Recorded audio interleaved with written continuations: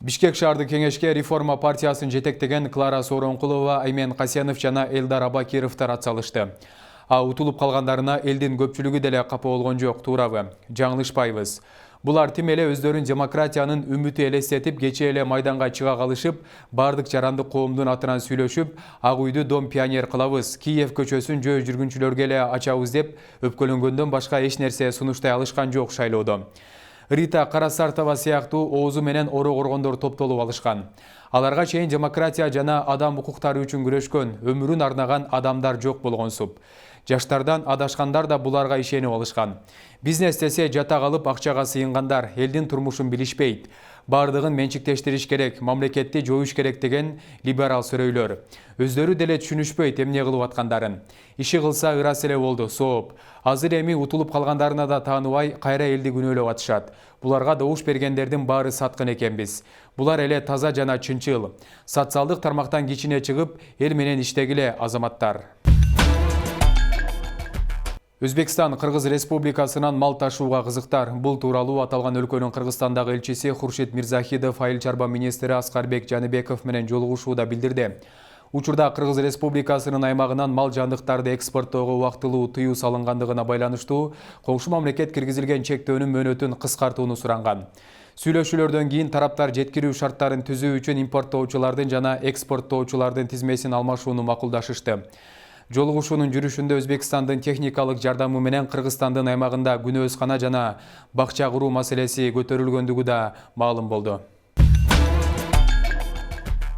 Россиянын тышкы иштер министрлиги Орто Азия мамлекеттерин Россиянын аймагында мыйзамсыз жүргөн 1 миллионго жакын мигранттарды 1-июнга чейин чыгарып кетүүгө чакырды.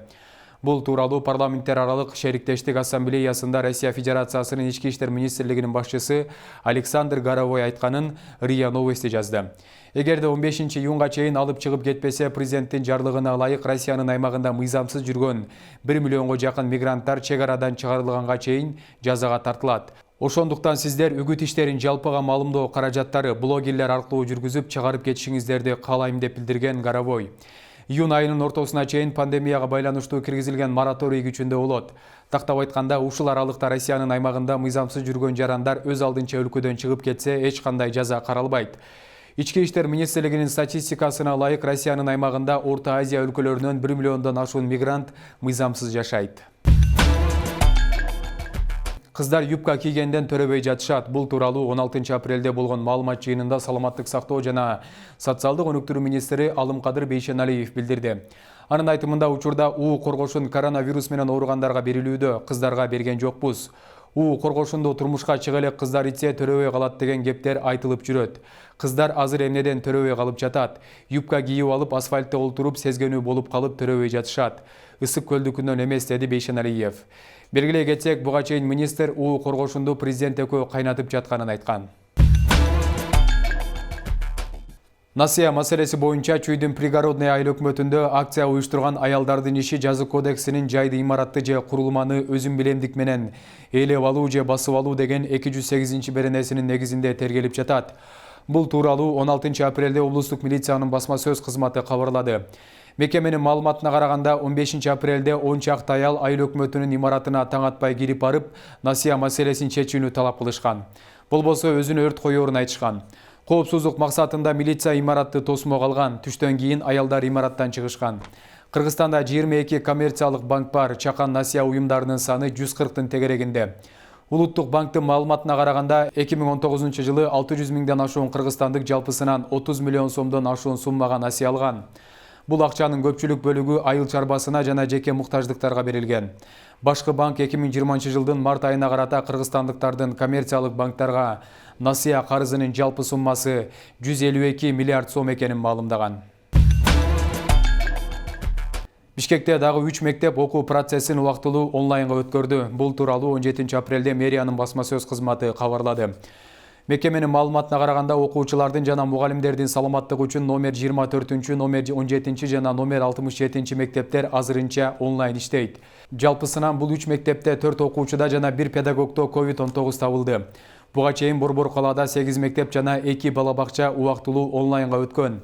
Коронавирус анықталған 19 мектеп ишин улантууда, алардагы 26 класс онлайн окуп жатат.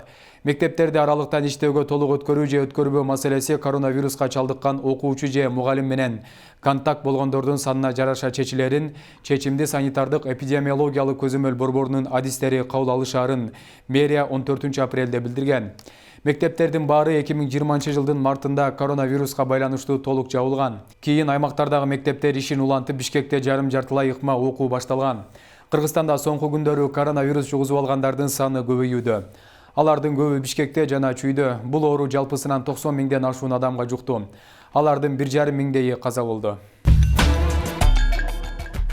Бүгүн Бишкекте өткөн митингге байланыштуу эртең саламаттык сактоо жана социалдык өнүктүрүү министрлигинде кеңири жолугушуу болот.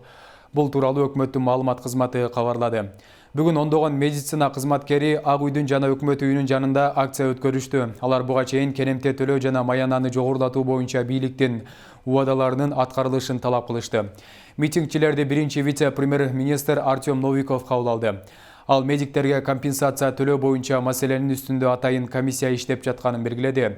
Эртең саламаттык сактоо министрлигинде биз медицина кызматкерлеринин, министрлердин өкүлдөрүнүн керемтелерди төлөө боюнча комиссия мүчөлөрүнүн жолугушуусун өткөрөбүз. Анда көйгөйлүү маселелердин баары кылдат изилденет. Биз өз кезегинде компенсацияларды төлөө боюнча маселенин мүмкүн болушунча тезирээк чечилиши үчүн болгон аракеттерди көрөбүз. Экономика жана финансы министрлиги медицина кызматкерлеринин базалык эмгек акысын жогорулатуу маселелери боюнча тийиштүү эсептөөлөрдү жүргүзөт. Биз мамлекеттин реалдуу мүмкүнчүлүктөрүнө таянабыз, деген Новиков.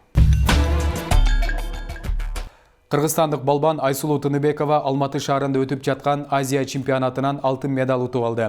Тыныбекова финалда монголиялык балбан менен кезгелип, натыйжада 11-0 эсеби менен жеңишти камсыздады.